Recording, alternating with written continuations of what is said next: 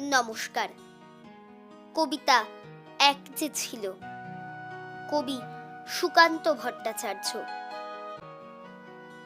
এক যে ছিল আপন ভোলা কিশোর, স্কুল তার ভালো লাগতো না, সহ্য হতো না পড়াশোনার ঝামেলা।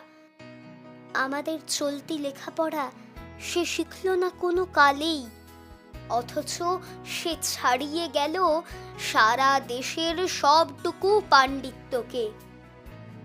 কেমন করে, সে প্রশ্ন আমাকে করো না।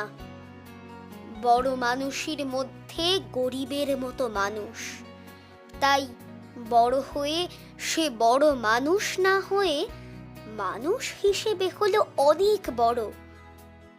কেমন করে, সে প্রশ্ন আমাকে করো না। গান সাধার বাঁধা আইন সে মানেনি, অথচ স্বর্গের বাগান থেকে সে চুরি করে আনলো তোমার আমার গান। কবি সে, ছবি আঁকার অভ্যাস ছিল না ছোট বয়সে, অথচ শিল্পী বলে সেই পেল শ্রেষ্ঠ শিল্পীদের সম্মান। কেমন করে, সে প্রশ্ন আমাকে করো না। মানুষ হলো না বলে যে ছিল তার দিদির আক্ষেপের বিষয়, অনেক দিন অনেক বিদ্রূপ যাকে করেছে আহত, সেই একদিন চমক লাগিয়ে করলো দিগ্বিজয়। কেউ তাকে বলল বিশ্বকবি, কেউ বা কবিগুরু।